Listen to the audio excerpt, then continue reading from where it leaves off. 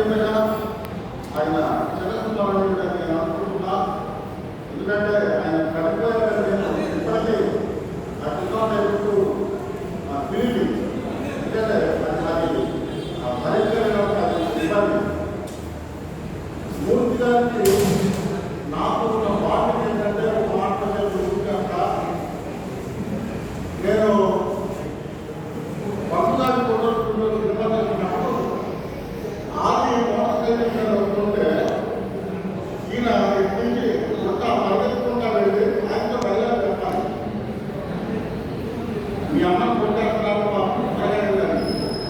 ఆయన వయసుకి ఆ మోటార్ సైకిల్ ఫిఫ్టీన్ అవుతుందా లేదా అనేది చాలా కఠినంగా మేము ట్రాఫిక్ ఉన్నాం.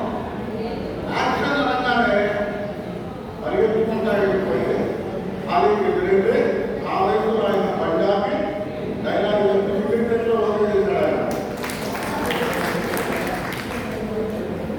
తర్వాత అంబేద్కర్ తీసినప్పుడు నా దగ్గరికి వచ్చారు. ఆ తెలుసు నాకు పరిచయం లేదు. కొంచెం చాలా మాట్లాడుతున్నాను రాయడం నేను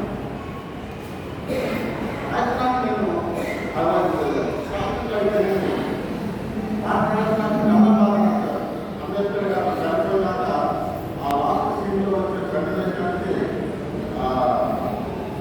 చాలా ఆధారమైన మాటలు కాబట్టి మనుషులు చనిపోతారు, ఇలా మంచి తెలుసుకుంటాం, మళ్ళీ వచ్చేటప్పుడు ఎలాంటి కలుస్తాం.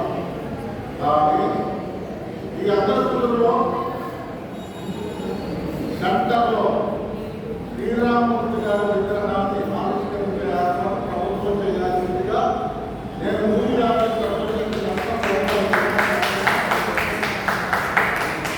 ఎందుకంటే సెంటర్లో ఉంటే వచ్చేటటువంటి శ్రీరామూర్తి గారి విగ్రహం ఆయన కూడా అందరినీ కాబట్టి ఈ గ్రామ పంచాయతీ సర్పంచ్ గారిని పోయినసారి కూడా నేను చెప్పాను, తీర్మానం పాస్ చేస్తే గౌరవ శాసనసభ్యులు మంత్రి గారు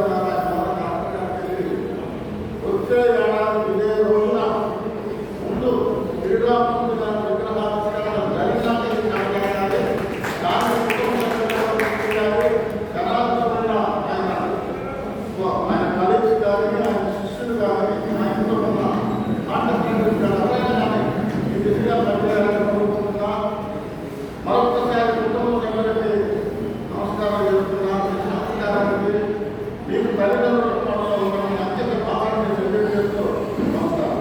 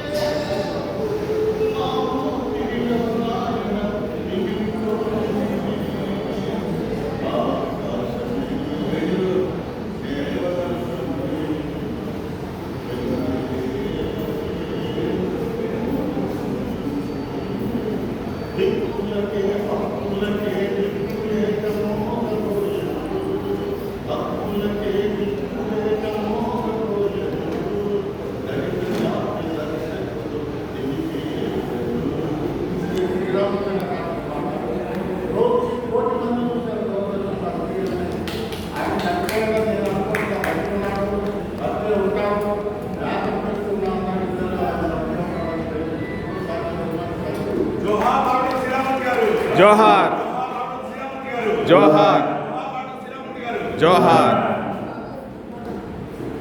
నాన్నగారు రాసిన అమ్మకు అవసరాన్ని చిన్న